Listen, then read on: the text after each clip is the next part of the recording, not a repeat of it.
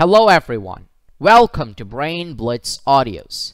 Today in this episode of Mind Maps, we'll be dealing with the 9th chapter in the grade 12 syllabus for chemistry in CBSE. The name of this chapter is Coordination Compounds. Now, this chapter deals with modern inorganic chemistry, and we have enlisted the help of this mind map in order to explain the chapter. Mind maps are simple tools for last-minute preparation of various subjects during your exams. However, like this one, they can be very extensive, and therefore this video is devoted to explaining this mind map in some detail. Today's chapter is about coordination compounds, the class of compounds which are formed in compound salts. These are complex compounds in which metal atoms are bound to a number of anions or neutral molecules, and they do not dissociate into their constituents. So in coordination compounds, we'll first have an overview regarding complex salts, such as double salts and complex compounds. Then we'll be looking at the coordination compounds in detail and the terms that are associated with it. Then we'll be looking at the stability of a complex compound, and we'll be looking at Werner's theory, which is one of the first theories which was talking about coordination compounds. Then we'll be looking at naming and formulae of mononuclear coordination compounds. We'll be looking at the isomerism present in all kinds of coordination compounds, the bonding present in coordination compounds, and the two theories associated with it, and also the color of the coordination compounds, how the coordination compounds have color, and how is it present in those compounds. So, right now, let's begin with the types of compound salts. So, in earlier lectures, what the types of salt that we've studied, NaCl, MgSO4, etc., these are all simple salts where you had one anion and one cation. But in complex salts, we have a number of cations and a number of anions present. These complex salts can be differentiated as double salts and coordination compounds. The difference between the two is that double salts dissociate completely into simple ions when you dissolve them in water. For example, the given example is more salts. So FeSO4 dot NH4 twice SO4 dot 6H2O. This salt, it dissociates completely into Fe2 plus NH4 plus and SO4 2 minus. So as you can see, there are 3 ions present, and all of the ions when combined together gives you the double salt. A complex compound or a coordination compound, it does not dissociate into simple ions. So when you dissolve them in water, you can see that one of the ions is simple, but the other is extremely complex. For example, the coordination compound K4FeCN6, which we write as potassium cyanoferrate 3, in this compound, the ions are K plus and FeCN6 minus. Basically 4 minus. So as you can see here, the anion is still complex. It does not break down into Fe and Cn. It stays as FeCN6. So this is an example of a complex compound which do not dissociate into simple ions. So that is the basis step for the study of coordination compounds. These are compounds where the ions, they do not dissociate into simpler components. So as you can see, there is still a complex compound here, FeCN6 4 minus. Now that we've studied the difference between double salts and complex compounds, let's look at the definition, the actual definition given for a coordination compound. A coordination compound is a compound in which a central metal atom or ion is linked to a fixed number of ions or molecules through coordinate bonds. So coordinate bonds are bonds where both the electrons are shared by one atom. So in these kinds of compounds, the bonds are formed by one electron sharing all of its electrons. Now, some of the terms associated with coordination compounds are Number one is coordination entity. Coordination entity is a central metal atom or ion which is bound to a fixed number of ions or molecules. For example, in NiCO4, you find the nickel atom, the nickel ion, is the coordination entity because it is the central atom or ion. So again, central atom or ion is the atom or ion to which a fixed number of ions or groups are bound in a definite geometrical arrangement. Again, nickel. Now, what about the other atoms that are bonded to the central atom? What do you call them? They're called ligands. Ligands are ions or molecules bound to central atom or ion types. Now, ligands can be classified as unidentate, which means they are single donors. Didentate, that means they have two donors. Polydentate means they have several donors. Chelating means ligands that are didentate or polydentate. That means they form more than one coordinate bonds, such as ethane 1,2-diamine. And finally, we have ambidentate ligands, which can ligate through two different atoms. So this is the classification of a ligand. A ligand basically is an ion or molecule bound to the central atom through a coordination bond, a coordinate bond. Now, what is the coordination number? The coordination number refers to the number of ligand donor atoms to which the metal is directly bonded. The coordination sphere, if in NiCO4, CO acts as the ligand, and the coordination number is the number of atoms, the number of CO atoms present in this complex compound, which in this case is 4. A coordination sphere is a central atom or ion and the ligands attached to it and enclosed in the square bracket. So anything under a square bracket, inside a square bracket, is called a coordination sphere. A coordination polyhedron is the spatial arrangement of ligand atoms with central atom or ion. So if you were able to draw the structure of NiCO4, then that structure will be called a coordination polyhedron. Now, what is an oxidation number? The oxidation number will be the charge of the central atom if all ligands are removed along with electron pairs shared with central atom. In this case, carbon monoxide has an oxidation state of 0. So if you remove all of the carbon monoxide ligands, then the oxidation state of nickel will still be 0.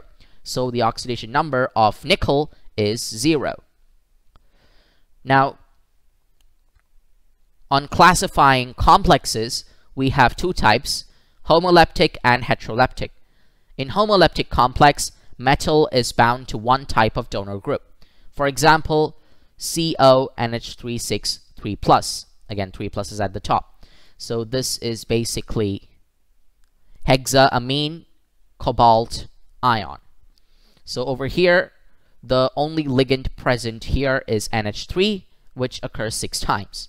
In a heteroleptic complex, metal is bound to more than one type of donor group.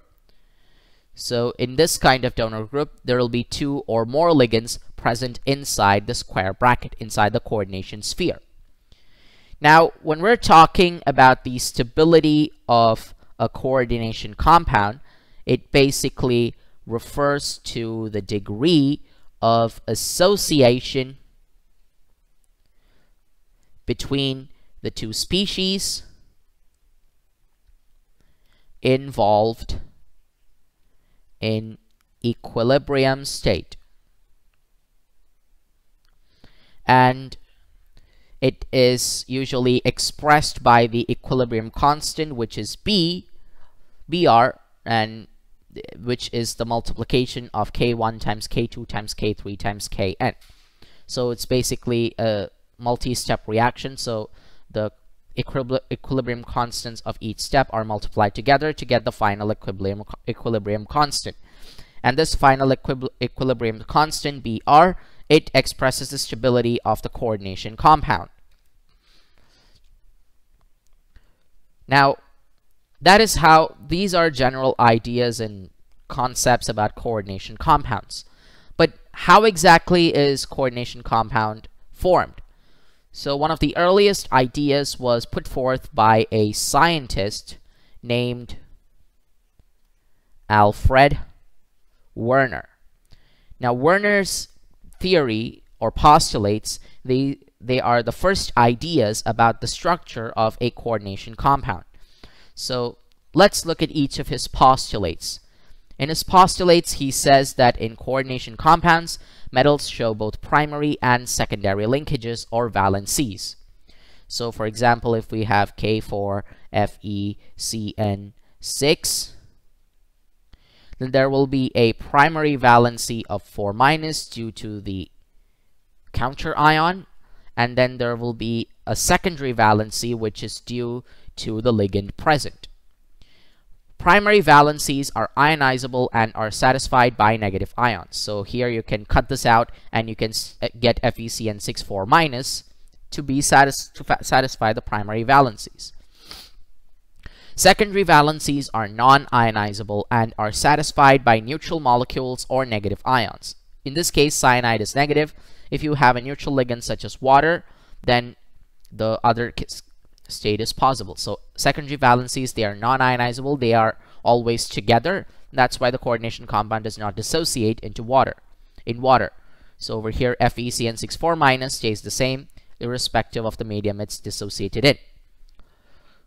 The final postulate is that ions or groups bound by secondary linkages to metal atoms have some characteristic spatial arrangements corresponding to different coordination numbers. So you can have tetrahedral arrangements, octahedral arrangements, trigonal arrangements, etc. So that was a short note about Werner's theory and his postulates.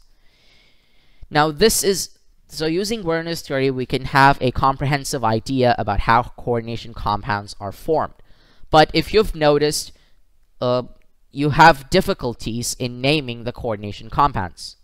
In the earlier chapters where we used to study simple, salts, NaCl is just pure sodium chloride. But over here you have the ligands present and you also have numbers present, so that makes naming a coordination compound difficult. And that is why one of the most important aspects of a coordination compound is its nomenclature. This part is very important because there is a need for an unambiguous method of describing formulae and writing systematic names. And this nomenclature again is provided by the IUPAC, the International Union for Pure and Applied Chemistry. And nomenclature is especially important when we're dealing with isomers.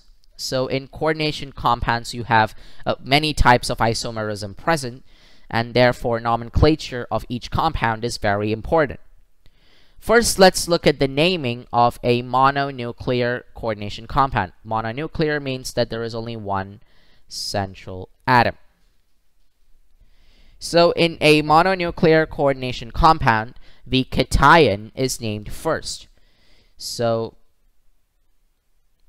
if you have, say, K4FeCN6, then K4 is mentioned first because it's the cation.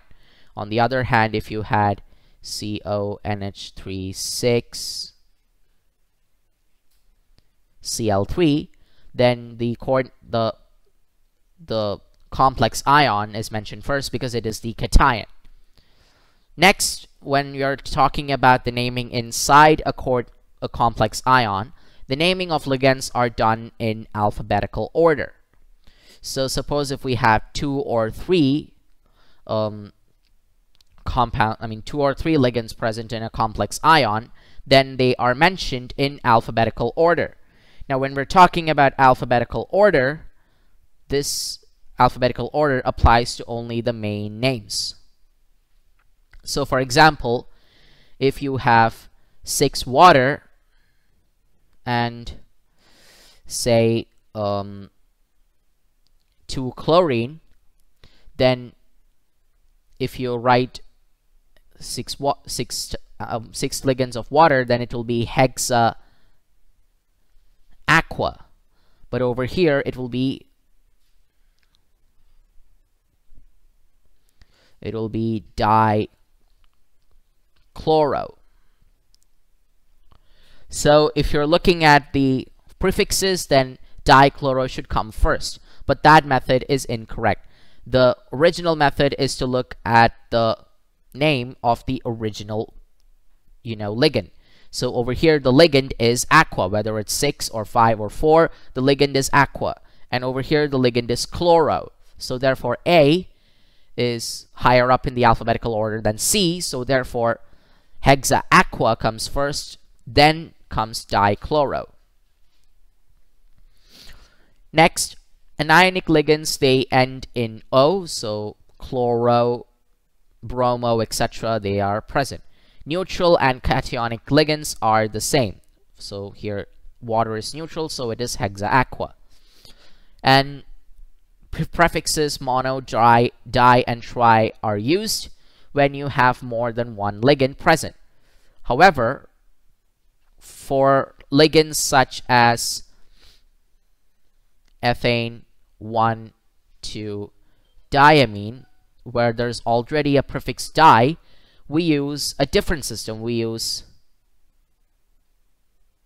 bis, tris, tetrakis for denoting 2, 3, 4 respectively. So this naming system is present only for those ligands where there's already a prefix.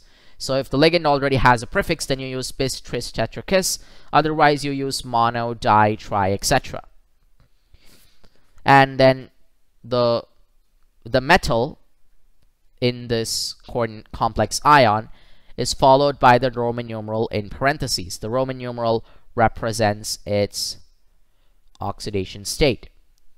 Now, what happens if the oxidation state is 0? Then you write 0. So you don't care about Roman numerals at that point.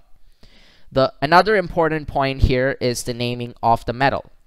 So the metal in cations has the same name, but if the metal complex comes as an anion, then you add a suffix "ate" to it. And this "ate" is applied to both common names and in some cases the Latin names. So cobalt, if it's an anion, if its complex is an anion, then you call it as cobaltate, while for iron, the same will be called as ferrate. So therefore, that is the difference. If this element has a Latin name, then most likely the Latin name will be included when you're naming the complex ion. Now, this is how you name a coordination compound. But how do you represent a coordination compound? You represent it using a formula. So in order to write down the formula, what we do is we write the central atom first, and then the ligands are enclosed in alphabetical order. In naming, the ligands are mentioned first and then the central atom. But over here, the central atom comes first and then the ligands. The entire formula is enclosed in a square bracket to show a coordination sphere. So therefore, the complex ion has to be inside a square bracket. Polyatomic ligands are enclosed in parentheses. For example, cyanide in FeCN64- is enclosed in a square bracket. I mean, no, not a square bracket, in parentheses, in order to represent the number. Another important factor is that there is no space between the ligand and the metal. So over here you see that after Fe, immediately we write Cn. There is no space in between them. The charge is indicated outside the brackets. If Cn has a charge, say -1, then we indicate it outside. And if this whole complex ion has a charge, then we write it outside, so that is -4.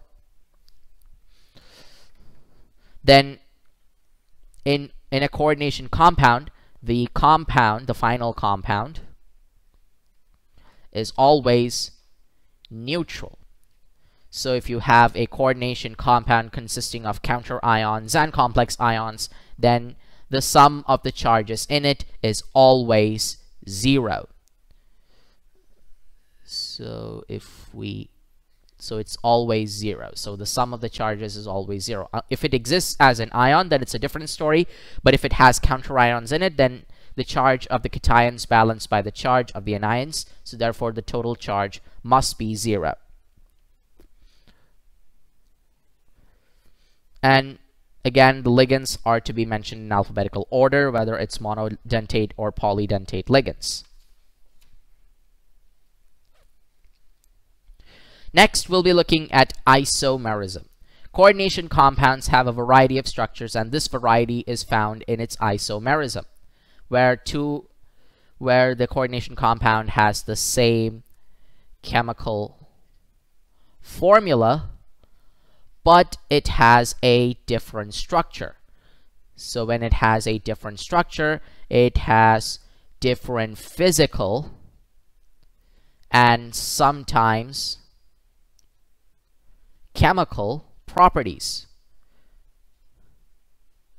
So this is basically the definition of an isomer. An isomer is, so two compounds are said to be isomers if they have the same chemical formula, but different structures and different physical and sometimes chemical properties. When we're talking about isomerism in coordination compounds, there are basically two types of isomers: structural isomers, where the bonds are different, and stereoisomers, where the spatial arrangement of the ligands are different. So when we're talking about stereoisomerism, the difference in spatial arrangement, two types of isomerism arise. The first is geometrical isomerism, and the other one is optical. In geometrical isomerism, you have different arrangement of ligands here. For example, in this coordination compound, platinum with 2 ammonia and 2 chlorine, you find that there is a difference in the arrangement of the ligand. In the cis form, in the cis isomer, both the ammonia are on one side and both the Cl are on other side. But if you use the trans isomer, then in the trans isomer you see that both the same ligands are present opposite to each other. So this is basically the difference. The ligands are arranged differently. Either they can be arranged on the same side or on opposite ends. If they're arranged on the same side, it's a cis isomer. If they're arranged on different ends, it's a trans isomer. Note that cis and trans are possible for just one ion. I mean, just one ligand, it is possible. So for example, if we had PTNH3NH3 and then there is a Cl and then there is a Br here, then you can still form a trans isomer using just the ammonia. And geometrical isomers are usually found in heteroleptic complexes. So as you can see, this is a heteroleptic complex where there are two types of ligands. So there are two ligands present. So geometrical isomerism occurs here. Next, we have optical isomerism. In optical isomerism, the two images of the structures cannot be superimposed. An example for that is COEN33+. So this is basically tris ethylene. This is tris ethane 1,2-diamine cobalt 3 ion. So in this case, there is one kind of structure here and there's another kind of structure here. So if you try to superimpose them, it's not possible. So this is what is called as an optical isomerism.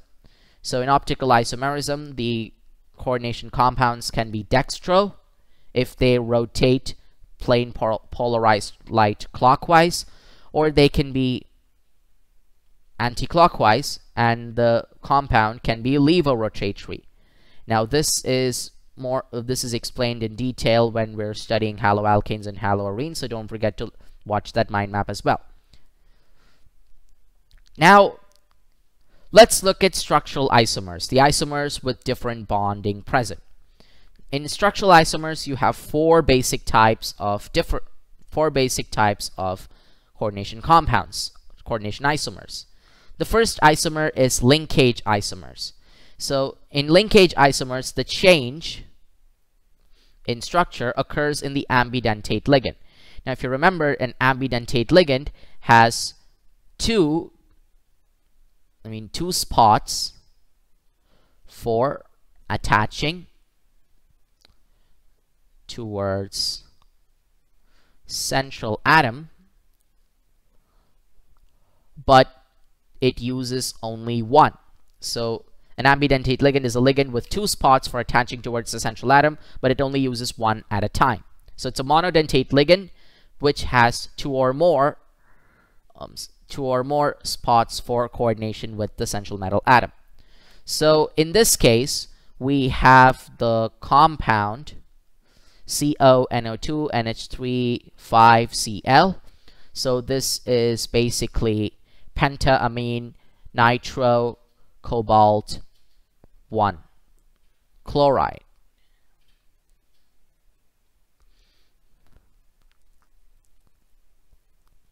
So in this compound, the first isomer, you see there is NO2 present. So that means that the nitrogen is bonding with the cobalt. In its isomer, which is COONO NH3 5Cl, the oxygen is now bonding with the cobalt. So here there's a change in bonding, and that's why this linkage isomers are a part of structural isomers. The next kind of structural isomer is coordination isomers. Over here, interchange of ligands between cationic and anionic entities are present for different metal ions. So over here we have, in the first line, we have hexaamine cobalt, hexaamine cobaltate 3, and hexacyano-chromate 3. So this is basically one single compound with both cations and anions, both the cation and the anion being a being a complex ion. So in this kind of isomerism, what happens is that the ammonium ligand goes towards the chromium, and the cyanide ligand goes towards the cobalt. So basically what happens is that we have an interchange of the ligands. So this ligand goes here with chromium, and this ligand goes here with cobalt. So now we have hexaamine chromium 3, hexacyano cobaltate 3. So those are the two coordination isomers. Next, we have ionization isomers. In ionization isomers, the counter ion present in the coordination compound is a potential ligand by itself, and it can also displace a ligand. So over here, you can see the compound hexaamino sulfato cobalt 3 bromide. So in this coordination compound, the counter ion is bromine. But bromine is also a very potential ligand. So what happens here is that bromine switches place with sulfate. So the sulfate now goes outside the coordination compound, and bromine is inside. So now the isomer reads hexaamine bromo cobalt 3 sulfate. So that is how you form ionization isomers. The fourth kind of isomer is a solvate isomer. In this case, there is a difference in the number of water molecules attached to metal atom or ion. So in hexaaqua chromium 3 chloride, what happens is that one of the chlorides goes inside and a water molecule comes outside. So now the coordination compound becomes hydrated. So it's the solvate isomer reads as pentaaqua chloro chromium 3 chloride and H2O. So this is a hydrated chloride. So it's a hydrated coordination compound. So that is how you can recognize the 4 kinds of isomerism in structural isomers, where the bonds are different. Now let's look at the bonding which takes place generally in coordination compounds. In coordination compounds, the Werner's theory, it could not satisfy the main aspect of bonding in between coordination compounds. It solved the problem of how the compounds exist, but it does not go into details regarding bonding. So later, the valence bond theory was initiated regarding to tackle this problem, and it says that the metal atom or ion under the influence of ligands can use its n-1d, ns, np orbitals, ns, np, or nd orbitals for hybridization.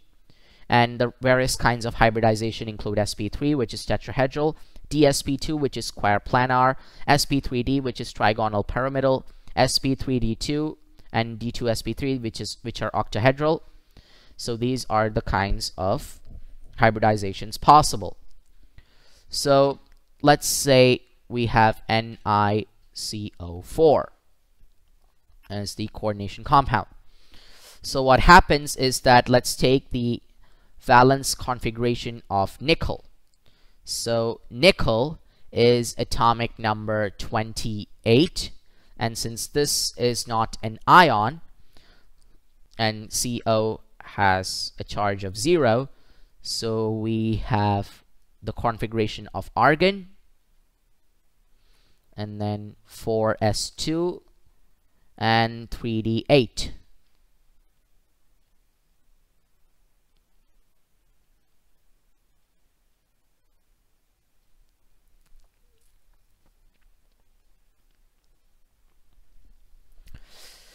So we have 3d8 first, then 4s2, so that would be more appropriate in this scenario.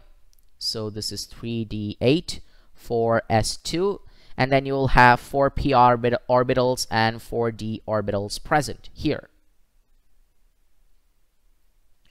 So what happens is that the what we'd say the ligand here, which is carbon monoxide, it forms these coordinate bonds by sharing both of its pair of electrons here. So it comes into each ligand. So 1, 2, 3, and 4. So now what happens is that it forms an instead what happens is that it forms a p3d and sp3d linkage. So hybridization of sp3d is formed. So that makes NiCO4 trigonal pyramidal. So this is the approach of the valence bond theory. In order to find out the magnetic moment is equal to n into n-2 Bohr magnetron. Bohr magnetron is the unit, and n is basically the coordination number. So n times n plus 2, the whole root. Bohr magnetron is the amount of magnetic moment present in the valence bond theory hybridizations. But again, the valence bond theory does not exactly is helpful for the formation of ligands or how the electrons are transferred in all of these d orbitals, s orbitals, etc. So now we form the crystal field theory. The crystal field theory is the latest in our syllabus in terms of the bonding of coordination compounds. So in this theory, it says that ligands, they are point charges, and there is an electrostatic force of attraction between ligands and the metal atom. Now the d orbital here gets degenerated, and it is degenerated. Now that degeneracy, it causes splitting of d orbitals. So 1 d orbital now becomes 2 separate orbitals. This is called T2G, and this is called EG. This is basically due to the shape of the d orbital. So there are 5 kinds of d orbitals: dxy, dyz, dzx, dx square minus y square, and dz square. So dz square and dx square minus y square are present along the axes, while dxy, dyz, and dzx are present in the plane. So therefore, due to the energy difference between that, there is a splitting of these orbitals. In tetrahedral arrangement, the splitting is different. In octahedral arrangement, the splitting is different. And the delta, or the energy difference, it depends on the field produced by the ligand and the charge on the metal ion. So this is how you can, find out how exactly the bonding occurs. But yet again, the crystal field theory suggests that anions have the highest amount of bonding, whereas in reality, anions do not bond very much.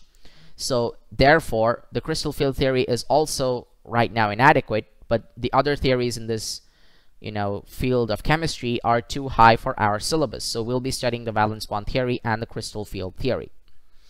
In metal carbonyls, the carbon and metal bond, it possesses both sigma and pi character. So therefore, the bonds are stronger than in case of other compounds. Now, in the last chapter, that is the Dnf block elements, we've studied that the D block elements, they show color, and this color is due to them forming coordination compounds.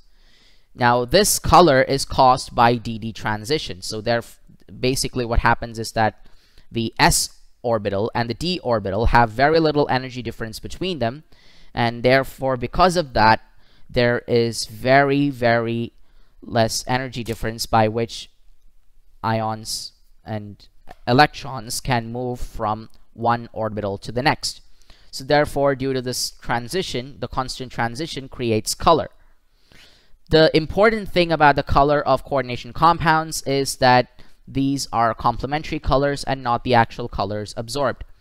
So because of these constant transitions, some color is absorbed, and the color that you see is basically the complementary color to that absorbed. For example, in COClNH35, that is pentaamino chloro cobalt 2. I mean it's exactly, the actual name is pentaamino chloro cobalt 3 ion. In this coordination entity, the wavelength absorbed is 535 nanometers, so that means the color absorbed is yellow. But the color of this entity is actually violet, so yellow is complementary to violet. For CONH35H2O, the wavelength absorbed is 500, that makes it almost green, and the complementary color to green is red, so the color of this compound is red. The complementary color is the color that this compound shows, this coordination entity shows. In hexaamino cobalt 3 plus, in hexaamino cobalt 3 ion, we have 475 as the wavelength absorbed, blue color is absorbed, and yellow to orange color is released. For ultraviolet rays that are absorbed, pale yellow color is actually broadcasted, so the color of COCN63 minus is pale yellow. Now in tetra aqua copper 2 ion, the color absorbed is red, the wavelength is almost 600 nanometers, and the color of the coordination entity is blue. So red is complementary to blue, so blue is the color for this solution. And finally, we have hexa aqua titanium 3 ion. So over here, the wavelength of light absorbed is 498. That means it's blue-green in color, that the color absorbed is blue-green, while the color of the entity is remaining as violet. So these are the examples found in the NCERT textbook, and that all in all completes the chapter coordination compounds. First, we looked at the various definitions with respect to coordination compounds because we're starting to study this kind of compounds. Then we looked at the postulates, the initial postulates that formed the Werner's theory. Then we looked at the naming and the formulae of mononuclear coordination compounds. We looked at the isomerism that is present in various kinds of coordination compounds, the bonding, the various theories associated with it, and the special case for metal carbonyls, and also the color behind the coordination compounds and why the D block elements have more color. It is due to the change in DD transition. So the transition occurs constantly, and therefore there is color constantly absorbed, and the complementary color is always being radiated. So that is the end of this chapter, but before that, let's look at the uses of coordination compounds. Coordination compounds are used in qualitative and quantitative chemical analysis. Hardness of water can be estimated using coordination compounds. They are also important in extraction as well as purification of metals. In biological systems, pigments such as chlorophyll and other pigments, they use coordination compounds of magnesium and manganese. And for industrial processes, some of the catalysts, they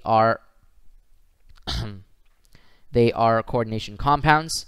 In black and white photography, we use silver bromide and other coordination compounds such as AuCN- and AgCN-. And also in medicinal chemistry, people have been trying to use coordination compounds in order to treat poisoning of, say, cyanide and other types of poisoning where the ill effects are irreversible. So they're trying to use coordination compounds in order to mitigate those effects. So that completes the chapter Coordination Compounds. We hope you found this lesson interesting. For more of our mind maps, don't forget to click the link in the description down below. That is the link for the playlist for mind maps. And for supporting more of our useful and interesting content, don't forget to subscribe to our channel, Brain Blitz Audios. You can always hit that notifications button to receive the latest updates from Brain Blitz Audios. So until the next webisode, take care, stay safe, bye-bye for now.